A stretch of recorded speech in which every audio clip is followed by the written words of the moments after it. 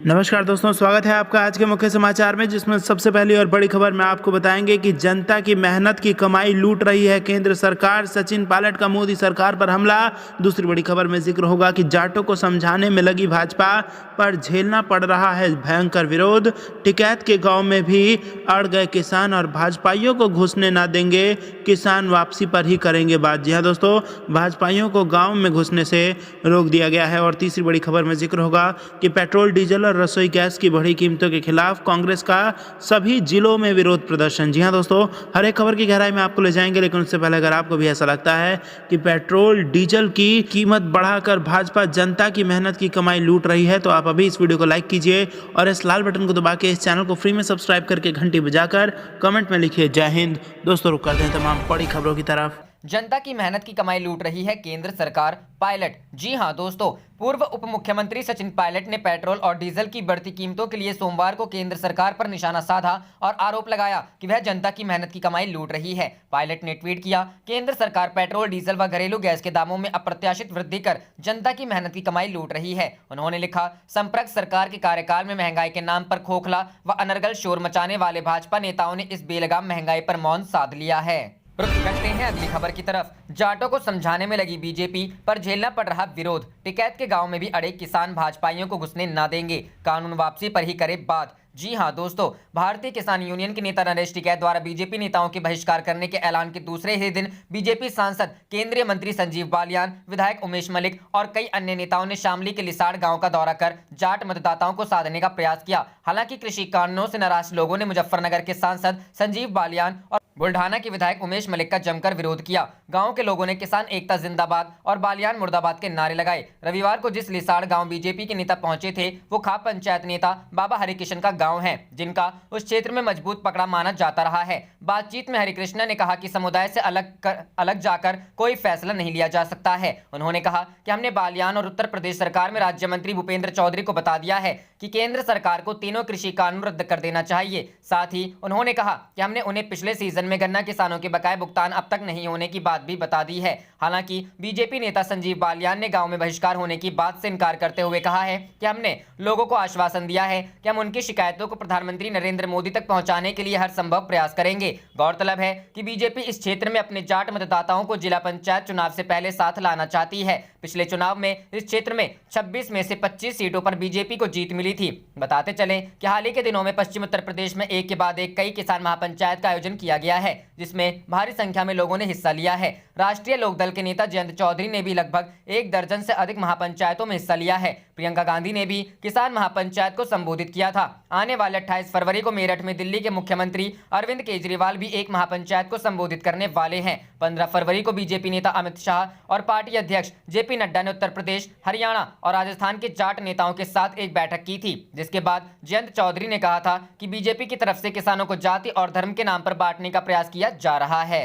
रुक करते हैं अगली खबर की तरफ। पेट्रोल, डीजल और रसोई गैस की बड़ी कीमतों के खिलाफ कांग्रेस का सभी जिलों में विरोध प्रदर्शन। जी हां दोस्तों, पेट्रोलियम पदार्थों की दरों में लगातार बढ़ोतरी हो रही है। इसके कारण पेट्रोल, डीजल और रसोई गैस के दामों में बड़ा इजाफा हुआ है। इसके खिलाफ प्रदेश कांग्रेस लगातार 2 दिनों से जिलों में विरोध प्रदर्शन कर रही है। आज भी कांग्रेस कार्यकर्ताओं ने केंद्र सरकार और केजरीवाल सरकार दोनों के खिलाफ विरोध प्रदर्शन किया। अखिल भारतीय कांग्रेस कमेटी पार्टी के निर्देशानुसार आज दिल्ली प्रदेश कांग्रेस के सभी जिला कांग्रेस कमेटियों ने पेट्रोल, डीजल की प्रतिदिन बढ़ती कीमतों, गैस सिलेंडर की बड़ी दरों के कारण बढ़ती महंगाई पर प्रदर्शन किया। वहीं केंद्र सरकार की जन विरोधी नीतियों, बढ़ती बेरोजगारी के खिलाफ कांग्रेस कार्यकर्ताओं ने हाथों में झंडे, गैस सिलेंडर, सरकार विरोधी नारे लिखी तख्तियां लेकर विरोध प्रदर्शन करते कीमतें वापस लेने की मांग की। प्रदर्शन में जिला कांग्रेस कमेटियों के अध्यक्ष, ब्लॉक अध्यक्ष, पदाधिकारी, अग्रिम संगठनों, सेल एवं विभागों के कार्यकर्ताओं सहित क्षेत्रीय लोगों ने भी अपना रोष प्रकट किया। आज लगातार 10वें दिन भी पेट्रोल और डीजल की दरों में वृद्धि जारी रही। दिल्ली में बढ़ती महंगाई के लिए भाजपा की केंद्र सरकार और दिल्ली की अरविंद सरकार दोनों बराबर की जिम्मेदारी है, क्योंकि दोनों ही सरकारें पेट्रोल और डीजल पर एक्साइज ड्यूटी और वैट को कम करके जनता को राहत देने की दिशा में कोई कार्रवाई नहीं कर रही है। आजादी के बाद 70 वर्षों में पहली बार हुआ है जब अंतर्राष्ट्रीय बाजार में कच्चे तेल की कीमतें भारी गिरावट के बावजूद पेट्रोल और डीजल की कीमतें आसमान छू रही हैं। 2 महीने में गैर सब्सिडी वाले गैस सिलेंडर के दामों में 175 रुपए की वृद्धि हुई है। आज बढ़ती महंगाई से झुग्गी झोपड़ी, निम्न वर्ग, मध्यम वर्ग, प्रतिदिन कमाकर खाने वाले सहित प्रत्येक घर रसोई प्रभावित हुई है। करते हैं अगली खबर की तरफ। ट्रैक्टर चलाकर विधानसभा पहुंचे तेजस्वी यादव, सीएम नीतीश कुमार पर साधा निशाना। जी हां दोस्तों, बिहार विधानमंडल में आज विपक्ष ने बढ़ती महंगाई, जहरीली नारेबाजी एवं बोर्ड परीक्षा में पेपर लीक मामले में जमकर हंगामा किया। वहीं किसान आंदोलन के समर्थन और महंगाई के मुद्दे पर नेता प्रतिपक्ष तेजस्वी यादव और ट्रैक्टर से मार्च करते हुए विधानसभा पहुंचे, लेकिन तेजस्वी के ट्रैक्टर को विधानसभा परिसर में अंदर ले जाने की इजाजत नहीं दी। विधानसभा सीट पर सुरक्षा कर्मियों ने ट्रैक्टर को रोक दिया। ट्रैक्टर वापस जाने के बाद तेजस्वी अपनी गाड़ी में बैठकर विधानसभा गेट से अंदर सदन तक पहुंचे। हालांकि तेजस्वी यादव का ट्रैक्टर रोके जाने के दौरान राजद के नेताओं और सुरक्षा कर्मियों के बीच तीखी नोकझोंक भी हुई। काफी देर तक चली इस नोकझोंक के बाद तेजस्वी ट्रैक्टर से उतरकर अपनी गाड़ी से विधानसभा गेट से अंदर पहुंचे। इसके बाद तेजस्वी ने राज्य के मुख्यमंत्री के ऊपर हमला बोलते हुए बिहार मैट्रिक परीक्षा के दौरान सोशल मीडिया में वायरल हो रहे प्रश्न पत्र को लेकर नीतीश कुमार को अज्ञानी बताया। नीतीश कुमार पर जमकर बरसे तेजस्वी यादव। विधानसभा के बाहर मीडिया कर्मियों से बातचीत दौरान तेजस्वी ने कहा कि नीतीश कुमार को व्हाट्सएप के ABCD के बारे में भी जानकारी नहीं है। उन्होंने कहा कि बिहार में शिक्षा की व्यवस्था है कि शिक्षा मंत्री को ज्ञात ही नहीं हो पाता है कि पेपर लीक हो गया है। सबसे बड़ा सवाल है कि आखिर परीक्षा से पहले पेपर कैसे लीक हो जाता है। कभी सरकार यह जानने की कोशिश नहीं करती कि आखिरकार ये कैसे हो रहा है। पेपर लीक मामले में जांच की मांग। उन्होंने कहा कि हमने सरकार के लोगों को और मुख्यमंत्री नीतीश कुमार को ज्ञात करवाया है कि सारे पेपर का कोड होता है तो इसकी जांच होनी चाहिए। तेजस्वी ने कहा कि सिर्फ प्रश्न पत्र पेपर इन लीक नहीं होता, बल्कि पूरे आंसर भी लीक हो जाते हैं। पढ़ने लिखने वाले बच्चों के साथ अन्याय हो रहा है। जो बच्चे तेज हैं उनके साथ अन्याय हो रहा है। उन्होंने कहा नीतीश कुमार पत्रकारों पर केस कर रहे हैं। रुक करते हैं अगली खबर की तरफ। इलाहाबाद हाईकोर्ट को बड़ा आदेश, 20 साल जेल में बंद अपराधी को किया रिहा, सरकार पर तल्ख टिप्पणी। जी हां दोस्तों, इलाहाबाद हाईकोर्ट ने 20 साल जेल में बिता चुके एक अपराधी को निर्दोष करार दिया है। अदालत ने उसकी रिहाई का आदेश देकर सरकार पर तल्ख टिप्पणी की है। हाईकोर्ट ने टिप्पणी करते हुए कहा कि आजीवन कारावास की सजा भुगत रहे कैदियों की 14 साल बाद रिहाई पर विचार न करना दुर्भाग्यपूर्ण है। हाईकोर्ट ने सरकार को 14 साल से जेल में बंद कैदियों की रिहाई कानून पर अमल करने का निर्देश दिया है। कोर्ट ने कहा ऐसी अपीलों की सुनवाई के कदम उठाए जाए। जस्टिस डॉक्टर JK ठाकुर और जस्टिस गौतम चौधरी की खंडपीठ ने यह आदेश दिया है। बता दें कि हाईकोर्ट ने यह आदेश ललितपुर के विष्णु की जेल अपील को स्वीकार करते हुए दिया है। गौरतलब है कि 16 वर्षीय विष्णु पर 16 सितंबर 2000 को रेप का आरोप लगा था। विष्णु ने घर से खेत जा रही अनुसूचित जाति की महिला को झाड़ी में खींचकर उसके साथ रेप किया था। सीओ ने मामले की विवेचना की और चार्जशीट दाखिल की। जिला कोर्ट ने रेप के मामले में उसे 10 साल व SC/ST एक्ट के अपराध में आजीवन कारावास की सजा सुनाई थी। आरोपी विष्णु साल 2000 से ही जेल में बंद है। इस मामले में जेल अपील डिटेक्टिव दाखिल की गई। 20 साल जेल में बंद होने के आधार पर शीघ्र सुनवाई की अर्जी पर कोर्ट ने संज्ञान लिया। कोर्ट ने देखा कि रेप का आरोप साबित ही नहीं हुआ है। मेडिकल रिपोर्ट में जबरदस्ती करने के कोई सबूत नहीं थे। पीड़िता 5 माह से गर्भवती थी। ऐसे कोई निशान नहीं थे जिससे यह कहा जाए कि जबरदस्ती की गई। रिपोर्ट भी पति व ससुर ने घटना के 3 दिन बाद लिखाई थी। रुख करते हैं अगली खबर की तरफ। राहुल गांधी ने मनरेगा को लेकर मोदी सरकार पर कसा तंज, ट्रैक्टर रैली में लेंगे हिस्सा। जी हां दोस्तों, कांग्रेस के पूर्व अध्यक्ष राहुल गांधी ने 2 दिवसीय दौरे पर केरल पहुंचे हैं। उन्होंने आज अपने संसदीय क्षेत्र वायनाड में एक जनसभा को संबोधित करते हुए जमकर मोदी सरकार पर हमला बोला है। उन्होंने कहा पीएम मोदी और उनकी सरकार ने मनरेगा योजना का हमेशा से मजाक उड़ाया और कहा कि महात्मा गांधी राष्ट्रीय ग्रामीण रोजगार गारंटी योजना से भारतीयों को अपमान होता है। लेकिन वही पीएम मोदी ने कोरोना काल में मनरेगा योजना की तारीफ करते हुए उसकी राशि को बढ़ाया। इससे उनकी दोहरी मानसिकता का अच्छी तरह से पता चलता है। वो ये भूल गए हैं कि जनता सब समझ रही है। मालूम हो कि राहुल गांधी आज यहां ट्रैक्टर रैली में हिस्सा लेंगे। बता दें कि रविवार को राहुल गांधी कालीकट एयरपोर्ट पहुंचे थे, जहां की तस्वीरें सोशल मीडिया पर वायरल हुई थी। मालूम हो कि राहुल गांधी इससे पहले जनवरी में भी 2 दिवसीय दौरे पर केरल गए थे। राहुल गांधी का ये दौरा आगामी विधानसभा चुनावों के लिए काफी अहम माना जा रहा है। 140 सदस्यीय विधानसभा के चुनाव के लिए अभी से ही कांग्रेस जुट गई है। कांग्रेस के कार्यकर्ता एड़ी चोट का दम लगाए हुए हैं। आपको बता दें कि आज दोपहर 12:30 बजे से 2 बजे के बीच किसानों की ट्रैक्टर रैली की पिट्टा से मुत्तिल बस स्टॉप तक निकाली जाएगी और इसके बाद राहुल गांधी वहां एक जनसभा को संबोधित करेंगे। राहुल गांधी मंगलवार को भी कई कार्यक्रमों में हिस्सा लेंगे। गौरतलब है कि कांग्रेस सांसद राहुल गांधी लगातार पीएम मोदी और उनकी सरकार पर ट्विटर के जरिए धावा बोलते आ रहे हैं। किसान आंदोलन हो या बजट, महंगाई हो या फिर लद्दाख की समस्या, राहुल लगातार मोदी सरकार को सवाल दाग रहे हैं। हाल ही में उन्होंने ट्वीट पर एक जानकारी का स्क्रीनशॉट शेयर करते हुए लिखा था कि कोरोना अभी खत्म नहीं हुआ है, सरकार घोर लापरवाही और अति आत्मविश्वास की शिकार है। दरअसल राहुल ने ये तंज देश में 4 लोगों में दक्षिण अफ्रीकी कोरोना स्ट्रेन पाए जाने के बाद कसा था। रुक करते हैं अगली खबर की तरफ। पेट्रोल डीजल की बढ़ती कीमतों पर बोले राहुल गांधी, जनता की जेब खाली कर मित्रों को देने का महान काम मुफ्त में कर रही मोदी सरकार। जी हां दोस्तों, देश में लगातार ईंधन की बढ़ती कीमतों को लेकर केंद्र सरकार पर तंज कसते हुए कांग्रेस नेता राहुल गांधी ने सोमवार को कहा कि केंद्र सरकार जनता की जेब खाली करने और उसे दोस्तों को मुफ्त में देने का बड़ा काम कर रही है। पेट्रोल पंप पर कार में तेल भरते समय जब आप तेजी से बढ़ते मीटर को देखते हैं तो याद रखना चाहिए कि कच्चे तेल की कीमत में वृद्धि नहीं हुई है, लेकिन इसमें कमी आई है। पेट्रोल 100 रुपए लीटर है। कांग्रेस नेता ने यह बातें ट्वीट के जरिए कही है। सोनिया गांधी ने प्रधानमंत्री नरेंद्र मोदी को एक पत्र लिखा। इससे पहले रविवार को कांग्रेस अंतरिम अध्यक्ष सोनिया गांधी ने प्रधानमंत्री नरेंद्र मोदी को एक पत्र लिखा था कि वे हर नागरिक की पीड़ा को समझे और उन्हें बढ़ने ईंधन संकट और गैस की कीमतों के बारे में बताएं। केंद्रीय पेट्रोलियम मंत्री धर्मेंद्र प्रधान ने रविवार को बताया कि ईंधन की कीमत बढ़ने के पीछे 2 कारण बताए हैं। पहला, अंतर्राष्ट्रीय बाजार ने ईंधन का उत्पादन कम किया और दूसरा, और अधिक लाभ प्राप्त करने के लिए विनिर्माण देश कम ईंधन का उत्पादन कर रहे हैं।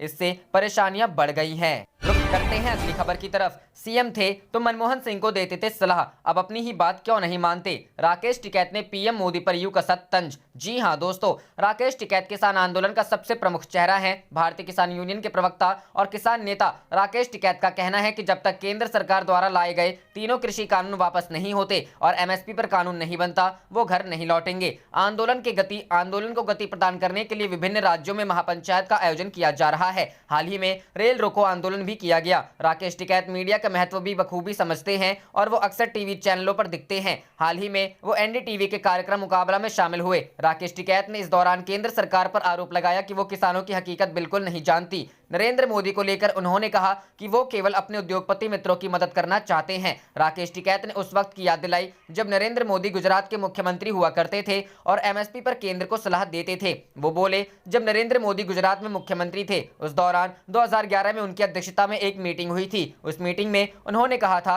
कि एमएसपी पर कानून बनना चाहिए। अगर ये वहां से सुझाव दे सकते हैं, मनमोहन सिंह उस वक्त प्रधानमंत्री थे, उन्हें वो सुझाव दे सकते हैं। आज इनके हाथ में पावर है, अपने सुझाव को ही आज मान क्यों नहीं लेते? जब राकेश टिकैत से यह सवाल पूछा गया कि देश का विपक्ष मजबूत है तो उनका जवाब था नहीं। उन्होंने कहा कि अगर विपक्ष मजबूत होता तो हम सड़कों पर नहीं होते। वो बोले, ये काम तो विपक्ष के होते हैं, बीजेपी वाले विपक्ष में थे तो हमारे साथ थे, इन सभी मुद्दों पर हमने साथ ही लड़ाई लड़ी, कांग्रेस हटवा दी और ये सत्ता में आ गए, हम किसानों का काम लड़ना ही रह गया। आपको बता दें कि किसान आंदोलन को संगठित तरीके से चलाने वाले संयुक्त किसान मोर्चा की तरफ से 23 फरवरी को पगड़ी संभाल दिवस मनाने का ऐलान किया गया है। इस दिन को अजीत सिंह और स्वामी सहजानंद सरस्वती की याद में मनाने का फैसला किया गया। संयुक्त किसान मोर्चा की तरफ से जारी एक बयान में कहा गया है कि इस दिन किसान अपने आत्मसम्मान का इजहार करते हुए अपनी क्षेत्रीय पगड़ी पहनेंगे।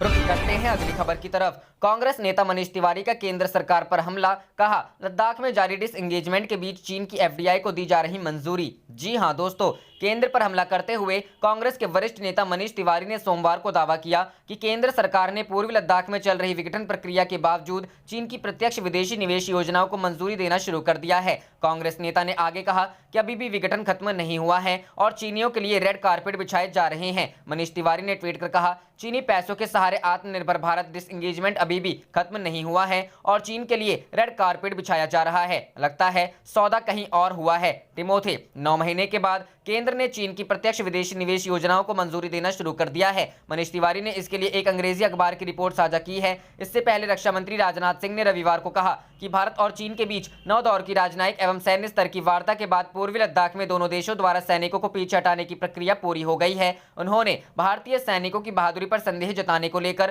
कांग्रेस पर भी प्रहार किया। रक्षा मंत्री ने भारत फ्रांस राफेल लड़ाकू विमान सौदे पर विवाद पैदा करने को लेकर कांग्रेस और उसके सहयोगी दल द्रमुक की भी आलोचना की। उन्होंने कहा कि नियंत्रक एवं महालेखा परीक्षक और अन्य ने इस सौदे का क्लीन चिट दी थी। उन्होंने कहा कि इसने विपक्ष के आरोप चौकीदार चोर है को झूठा साबित कर दिया। रुक करते हैं अगली खबर की तरफ। फार्मर प्रोटेस्ट, कल पगड़ी संभाल जट्टा दिवस मनाएंगे किसान, 24 को दमन विरोधी दिवस। जी हां दोस्तों, केंद्र के 3 नए कृषि कानूनों के खिलाफ प्रदर्शन कर रहे किसानों ने अपना आंदोलन तेज करने के लिए 23 से 27 फरवरी के बीच कई कार्यक्रम आयोजित करने की घोषणा की है। किसानों ने कहा कि वे प्रदर्शन को लंबे समय तक चलाने के लिए जल्द ही नई रणनीति तैयार करेंगे। प्रदर्शन की अगुवाई कर रहे संयुक्त किसान मोर्चा ने कहा कि उनके प्रस्तावित कार्यक्रम के तहत 23 फरवरी को पगड़ी संभाल दिवस और 24 फरवरी को दमन विरोधी दिवस मनाया जाएगा और इस दौरान इस बात पर जोर दिया जाएगा कि किसानों का सम्मान किया जाए और उनके खिलाफ कोई दमनकारी कार्रवाई नहीं की जाए। मोर्चा ने कहा कि 26 फरवरी को युवा किसान दिवस और 27 फरवरी को मजदूर किसान एकता दिवस मनाया जाएगा। किसान नेता दर्शन पाल ने कहा कि 23 फरवरी को पगड़ी संभाल दिवस मनाया जाएगा, जो चाचा अजीत सिंह और सहजानंद सरस्वती की याद में मनाया जाएगा। इस दिन किसान अपने क्षेत्र की पगड़ी पहनेंगे। उन्होंने कहा कि 24 फरवरी को दमन विरोधी दिवस मनाया जाएगा, जिसमें किसान और नागरिक किसान आंदोलन को दबाने के खिलाफ प्रदर्शन करेंगे। इस दिन तहसील और जिला मुख्यालयों के जरिए भारत के राष्ट्रपति को ज्ञापन भेजा जाएगा। पाल ने कहा कि 26 फरवरी को इस आंदोलन में युवाओं के योगदान का सम्मान करते हुए युवा किसान दिवस आयोजित किया जाएगा। इस दिन एसकेएम के सभी मंचों का संचालन युवा करेंगे। उन्होंने कहा कि 27 फरवरी को गुरु रविदास जयंती और शहीद चंद्रशेखर आजाद के शहादत दिवस के मौके पर किसान मजदूर एकता दिवस मनाया जाएगा। स्वराज इंडिया के नेता योगेंद्र यादव ने कहा कि सरकार प्रदर्शनकारियों की गिरफ्तारी, उन्हें हिरासत में लेने और उनके खिलाफ मामले दर्ज कर हर दमनकारी उपाय अपना रही है। सिंघू बॉर्डर पर किलेबंदी कर दी गई है और वह एक अंतर्राष्ट्रीय सीमा की तरह प्रतीत होता है। उन्होंने कहा कि संसद के 8 मार्च से शुरू हो रहे सत्र के मद्देनजर आंदोलन के लिए दीर्घकालिक योजना पर चर्चा की जाएगी और एसकेएम की अगली बैठक में रणनीति साझा की जाएगी। पाल ने भी सरकार पर दमन का आरोप लगाया। उन्होंने बताया कि गणतंत्र दिवस पर राष्ट्रीय राजधानी में ट्रैक्टर परेड के दौरान हुई हिंसा और तोड़फोड़ के मामले में दिल्ली पुलिस द्वारा गिरफ्तार किए गए 122 लोगों में से 32 को जमानत मिल चुकी है। करते हैं अगली खबर की तरफ। किसान आंदोलन। यूपी के शामली में केंद्रीय मंत्री संजीव बालियान का विरोध, बीजेपी नेताओं को गांव में घुसने से रोका। जी हां दोस्तों, नए कृषि कानूनों को लेकर बीजेपी के मेगा प्लान पर किसानों का गुस्सा भारी पड़ रहा है। नए कृषि कानूनों के फायदे बताने पहुंचे केंद्रीय मंत्री संजीव बालियान को रविवार को शामली में भारी विरोध का सामना करना पड़ा। शामली के भैंसवाल में संजीव बालियान और बीजेपी के खिलाफ जमकर नारेबाजी की गई। ग्रामीणों ने मंत्री के काफिले के आगे ट्रैक्टर सटाकर उनको गाँव में घुसने से रोक दिया। इस विरोध पर संजीव बालियान ने कहा है कि 10 लोगों के विरोध करने से और मुर्दाबाद बोलने से मैं मुर्दाबाद नहीं हो जाऊंगा। विरोध के कारण मंत्री का काफिला गांव से लौट गया। शामली में रविवार को केंद्रीय मंत्री संजीव बालियान, विधायक उमेश मलिक, राज्य मंत्री भूपेंद्र सिंह समेत कई बीजेपी नेता अपने काफिले के साथ खाप चौधरियों से मिलने के लिए पहुंचे। वह सबसे पहले गांव लिसाड़ में पहुंचे थे, जहां पर उन्होंने मलिक गटवाला खाप के चौधरी बाबा राजेंद्र सिंह से उनके आवास पर मुलाकात की। इस दौरान भी बीजेपी के इन नेताओं को किसानों की खरी खोटी सुननी पड़ी। इसके बाद केंद्रीय मंत्री संजीव बालियान की अगुवाई में बीजेपी नेताओं का काफिला भैंसवाल गांव पहुंचा, जहां काफिले के आगे ट्रैक्टर सटाकर गांव में घुसने का विरोध किया। इतना ही नहीं, जब गांव में मंत्री का काफिला जा रहा था तो ग्रामीणों ने जयंत चौधरी जिंदाबाद, किसान एकता जिंदाबाद के नारे लगाए और संजीव बालियान का विरोध किया। केंद्रीय मंत्री संजीव बालियान की अगुवाई में बीजेपी नेताओं को खाप चौधरी बाबा संजय कालखड़े, गटवाला खाप के बाबा हरिकिशन बुडीना, खाप चौधरी बाबा सचिन व निर्वाल खाप के चौधरी बाबा धर्मवीर सिंह निर्वाल से मुलाकात करनी थी। खाप चौधरियों ने उनसे मिलने से इनकार कर दिया और वो गाजीपुर बॉर्डर के लिए रवाना हो गए। रुख करते हैं अगली खबर की तरफ। Paper leak. बिहार बोर्ड ने दर्ज कराई एफआईआर तो तेजस्वी बोले पत्रकारों को जेल भेजेंगे नीतीश कुमार। जी हां दोस्तों, बिहार बोर्ड ने मैट्रिक की अंग्रेजी विषय की परीक्षा का पेपर लीक होने की गलत सूचना सोशल मीडिया पर फैलाने के आरोप में 2 लोगों पर एफआईआर दर्ज कराई है। बोर्ड ने बताया कि उत्कर्ष सिंह और राहुल यादव के विरुद्ध प्राथमिकी दर्ज की गई है। इस मामले को लेकर विपक्ष के नेता तेजस्वी यादव ने मुख्यमंत्री नीतीश कुमार पर जोरदार हमला बोला है और कहा है कि अब सीएम पत्रकारों एवं सामाजिक कार्यकर्ताओं को जेल भेजेंगे। शनिवार को 2 पालियों में मैट्रिक की अंग्रेजी विषय की परीक्षा थी। पहली पाली की परीक्षा सही ढंग से निपट गई, लेकिन दूसरी पाली की परीक्षा शुरू होने से पहले ही उस विषय का प्रश्न पत्र सोशल मीडिया पर वायरल हो गया। दावा किया गया कि प्रश्न पत्र लीक हो गया है। हालांकि बिहार विद्यालय परीक्षा समिति ने इस दावे को खारिज कर दिया। बोर्ड ने कहा कि पेपर लीक होने की बात पूर्णतः गलत और भ्रामक है। बोर्ड ने रविवार को बताया कि अंग्रेजी विषय का पेपर लीक होने की बात सोशल मीडिया पर फैलाने वाले उत्कर्ष सिंह और राहुल यादव के खिलाफ प्राथमिकी दर्ज की गई है। इन दोनों पर आरोप है कि इन्होंने अपने ट्विटर हैंडल से 2020 का प्रश्न पत्र वायरल कर यह अफवाह फैलाया कि इस साल की परीक्षा का पेपर लीक हो गया है। बोर्ड की इसी कार्रवाई को लेकर अब पूर्व डिप्टी सीएम तेजस्वी यादव ने नीतीश कुमार पर निशाना साधा है और कहा है कि हमारे पास व्हाट्सएप के माध्यम से 1 घंटे पहले ही लोग प्रश्न पत्र भेज देते हैं। उन्होंने पूछा कि आखिर ये किसकी गलती है। तेजस्वी ने रविवार को ट्वीट कर लिखा, नीतीश जी को उनके दुलारे अधिकारी इतना भ्रमित करते हैं कि वो विमूढ़ और भ्रांत हैं। अधिकारी अपनी नाकामियों को छुपाने के लिए अब पेपर लीक की खबर देने वाले पत्रकारों पर एफआईआर कर रहे हैं। हमें ही लोग प्रतिदिन व्हाट्सएप पर परीक्षा से 1 घंटे पहले प्रश्न पत्र भेज देते हैं। किसकी गलती है? करो एफआईआर। अपने एक अन्य ट्वीट में उन्होंने प्रश्न पत्र का स्क्रीनशॉट भी शेयर किया है। राजद नेता ने नीतीश कुमार पर आरोप लगाया है कि पेपर लीक करने वाले उच्च अधिकारियों को वे पदोन्नति और इनाम देंगे, लेकिन इस बात की खबर देने वालों को जेल भेजेंगे। तेजस्वी यादव ने ट्वीट किया, पेपर लीक की खबरें देने वाले पत्रकारों पर मुख्यमंत्री नीतीश कुमार ने पटना में एफआईआर दर्ज कराई। टॉपर घोटाले के संरक्षक मुख्यमंत्री हर वर्ष हर परीक्षा का हर पेपर लीक कराने वाले उच्च अधिकारियों को पदोन्नति और इनाम देंगे, लेकिन सामाजिक कार्यकर्ताओं और पत्रकारों को जेल भेजेंगे। रुख करते हैं अगली खबर की तरफ। तेल की बढ़ती कीमतों के विरोध में सड़कों पर उतरी कांग्रेस, साइकिल से ऑफिस पहुंचे रॉबर्ट वाड्रा। जी हां दोस्तों, तेल की कीमतों को लेकर विपक्ष लगातार केंद्र सरकार पर हमलावर है और अलग अलग तरीकों से विरोध प्रदर्शन कर रही है। दिल्ली में रॉबर्ट वाड्रा तेल की बढ़ती कीमतों के विरोध में साइकिल पर सवारी करते नजर आए। रॉबर्ट वाड्रा खान मार्केट से अपने कार्यालय तक साइकिल चलाकर गए और तेल के बढ़ते दामों के खिलाफ विरोध जताया। रॉबर्ट वाड्रा ने प्रधानमंत्री मोदी पर तंज कसते हुए कहा कि आपको अपनी ऐसी कार से बाहर आना चाहिए और देखना चाहिए कि आम जनता कैसे परेशान हो रही है। रॉबर्ट वाड्रा ने कहा कि शायद ये देखने के बाद प्रधानमंत्री मोदी तेल की कीमतों को कम करेंगे। रॉबर्ट वाड्रा ने आगे कहा कि प्रधानमंत्री मोदी पिछली सरकारों को दोषी ठहराते हैं और आगे बढ़ जाते हैं। यही नहीं, मध्य प्रदेश में भी कई कांग्रेसी नेताओं ने विधानसभा तक साइकिल से सवारी की और बढ़ती कीमतों के खिलाफ विरोध प्रदर्शन किया। मध्य प्रदेश में कांग्रेस नेता पीसी शर्मा, जीतू पटवारी और कुणाल चौधरी ने साइकिल की सवारी की और विधानसभा तक साइकिल पर सवार होकर गए। पेट्रोल और डीजल की बढ़ती कीमतों के मद्देनजर कांग्रेस नेताओं ने साइकिल पर सवारी करने का फैसला किया और केंद्र सरकार के खिलाफ विरोध प्रदर्शन किया। बता दें कि पिछले 2 दिनों से तेल की कीमतों में कोई बदलाव नहीं आया है, लेकिन इसके बाद भी पेट्रोल और डीजल की कीमतों ने आम जनता को परेशान कर दिया है। आप देख रहे थे आपका अपना चैनल जय हिंद जय भारत।